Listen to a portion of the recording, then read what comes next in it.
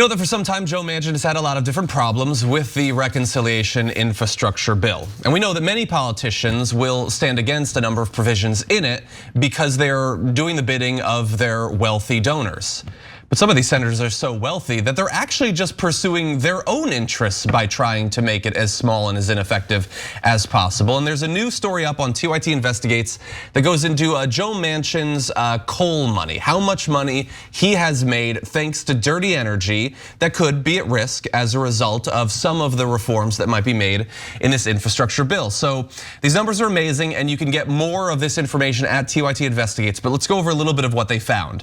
Between 2011, the year first covered by his first Senate disclosure filing, and 2020, Manchin raked in a total of $5,211,154 just in dividend income from EnerSystems, a coal and energy resource company he founded in 1988.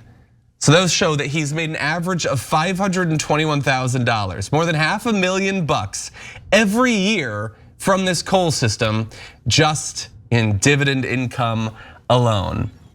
That is so amazing. So amazing. In 1 year, in 2012, he made $865,000. Now, this isn't his only investment income, but it does represent about 71% of what he has, to give you an idea of how monumentally wealthy he is. But that is a huge amount of money to make from this one company.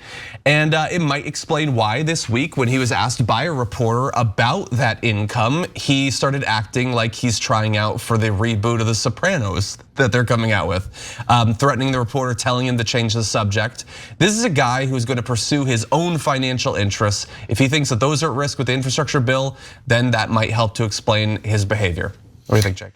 Yeah, so I love this story that we did, and all we did really was count up the money that he had to report publicly, right? And this is just the last 10 years, and it's just that one coal company that he founded. So he's already made $5.2 million in that 10-year period from coal and dirty fossil fuels. But remember, he's going to continue likely to make that average of $521,000 a year going forward through that coal company. Plus, as the article explains, and by the way, whenever we talk about TYT Investigates article, you'll check the links down below in the description box, and you'll see the link to the article and read the details. It also explains that his stock in that company is probably worth about $5 million now. So for Joe Manchin, he has an annual income of $500,000 from this at risk if we do actual climate change legislation, and another $5 million at risk personally in terms of his equity. And then remember, his son runs it, and so that's also family money. When you get into regulating drugs, his daughter is the richest one of them all. She's got like a $30 million golden parachute from a drug company that she helped to outsource all the jobs from. So since she works in the drug industry at a very high level, she might lose a lot of money if you lower prescription drug prices. So the Manchin family is filled to the rim with corruption, making money hand over fist on all these things that are costing the American taxpayers way too much, costing the planet way too much, but they're making bank on that. So if you think that he is not affected at all by that giant amount of money that his family is making, and that might be curtailed if we actually get renewable energies and save the planet, you're probably a mainstream media reporter, because they're the only ones who think that he's not affected by that. Jake, same story. These people do not care about the well-being of the people who they were elected to serve. It is very clear who their first, second, third, fourth, and fifth concerns are. It is themselves and the people who they answer to. And don't forget, right after the bailout, I believe his wife, right? His wife was on a board, named to the board of a mortgage bank company. And then Mr. Manchin has the nerve to talk about today that he doesn't want this to turn into an entitlement society. What are you talking about? Corporate welfare is looming. He argued, he put his whole body down when it came to bailing out Wall Street. But when it comes time to stand up for the people, even in his own state, and let us remind folks that West Virginia is one of the poorest states in the nation. And this man doesn't care. And not only does he not care about that, he doesn't care about the environment either at all. Yeah. Him and his whole family. He needs to be primary too. I mean, but he's the shadow president right now. Yeah, so John's got more information on what Nina alluded to in terms of this whole sense of means testing, entitlements, et cetera. But I wanted to say, look, guys, it is amazing that reporters don't cover both their donors and their personal profits that they make from that this legislation might affect. So take the TYT Investigates article, and anytime you see a reporter that does a story about Manchin and does not mention how much of his personal wealth is invested in blocking this bill, and specifically blocking the climate change legislation in this bill, you should send it to that reporter. They usually have their emails or their Twitter accounts, et cetera. Not in a hostile way, just say, hey, did you know how much money's on the line personally for Joe? And so you think that might be relevant to your readers, or do you think that's not relevant? Because no normal person thinks it's not relevant, right? Hey, look, guys, just think about it from your perspective. If you had $5 million on the line, would it be relevant to you? My guess is it would be relevant. Okay. Yeah, the thing that frustrates me so much is you're 100% right when you say no normal person thinks that's okay, but the issue is that what feels like 99% of people don't think about it at all. And partially it's because the media doesn't talk about it. They don't talk about the corruption. People have a sense of corruption, but they don't get that you can own a coal company as a sitting senator and talk about it being a blind trust with your son owning it. That is Trump, that is literal Trump stuff that a Democratic senator is doing. And you can be involved in negotiations over bills having to do with energy. Even more explicit, this stock stuff that was done during the pandemic, they never got in trouble for that. Literally buying and selling stock based on secret information they have that they then lie to the American people about to protect their own financial interests. They were not in any trouble for it. And then there's of course the donations on top of it. Joe Manchin in particular, in the 2021-2022 election cycle, was the top recipient for multiple industries. Small industries like coal mining, mining in general, natural gas transmission and distribution, and oil and gas. Number one, not number one Democrat, number one senator. And all of that is totally cool. There's nothing wrong with any of it. If you are ever filmed having someone hand you a paper bag with $500 in it, that's corruption because that's a bribe. But if you own a company and vote or don't vote based on your company or based on the stocks you just purchased, or you buy stocks because you know you're about to have a social media company come in or something, or if it's so that you can continue to rack up millions of dollars in donations, that's just secondhand money. That goes to your campaign, but eventually they're gonna put you on the board as soon as you finally get booted out of the party. None of that is wrong, and none of that is generally talked about. And that is why you can have a place like West Virginia, which is full of dirt poor people who have they have this rich individual living on a houseboat, owning a coal company, and telling them about their entitlement mentality.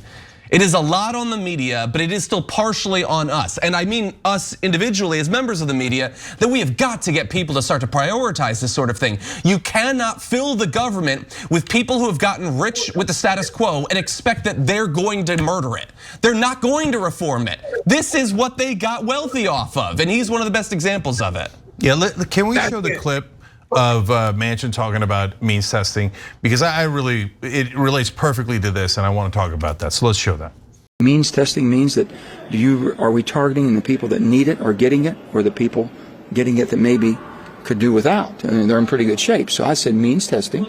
I said work requirements. Those are all very, very important. It goes an awful long way that way. I'm just not, so you know. I cannot accept our economy or basically our society moving towards an entitlement mentality, that you're entitled, okay? I'm more of a rewarding, because I can help those who really need help if those who can help themselves do so.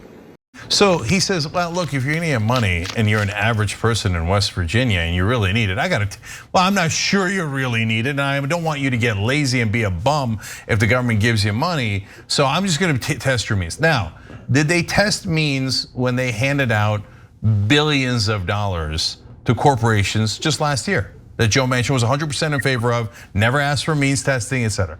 No. Here, if we can, put up the graphics now, and I want to show you how much money got funneled to giant corporations when no one was talking about the debt. No one was talking about means testing these corporations. Inflation. There was no talk of inflation. You see that? There's over $500 billion that was handed out to corporations. Not one, and that's just one of the COVID relief bills. That's not even the 2021 bill, right? So, and that's not even the Fed money. The Fed money was even larger.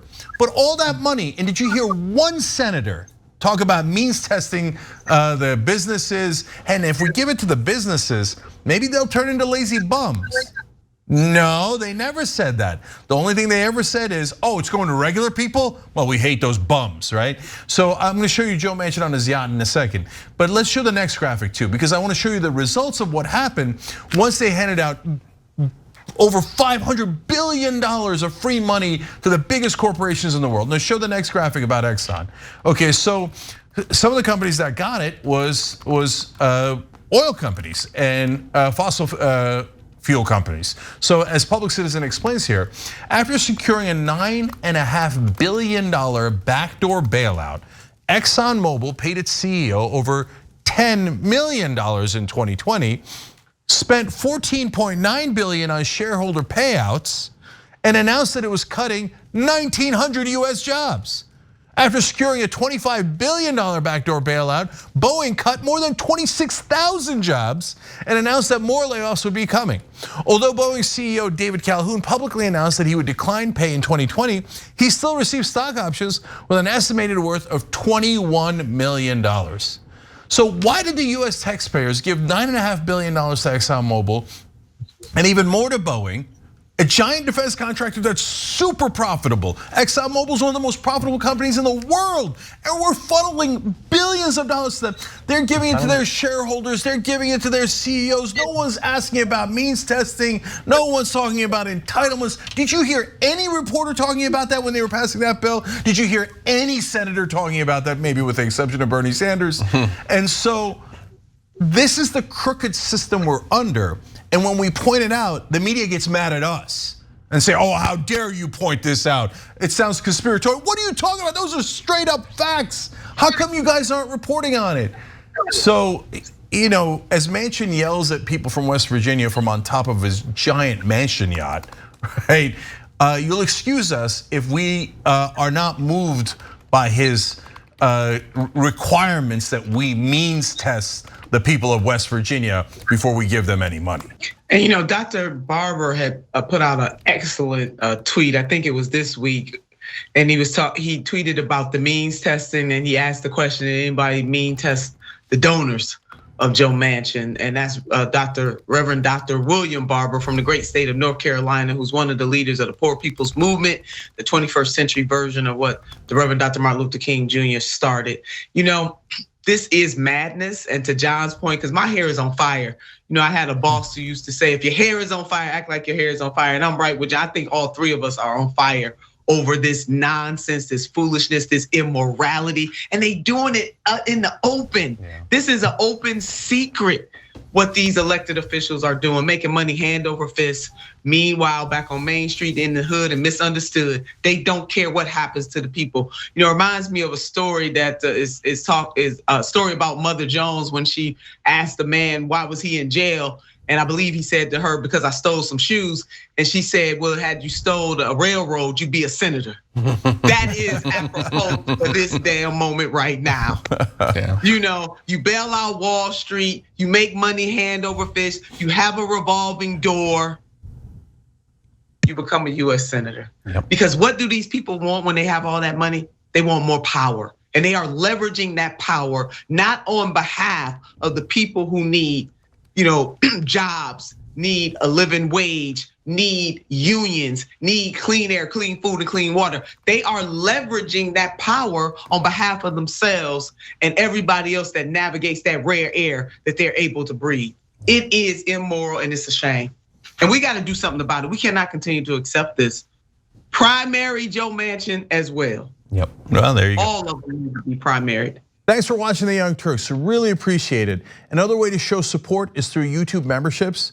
You'll get to interact with us more. There's live chat emojis, badges.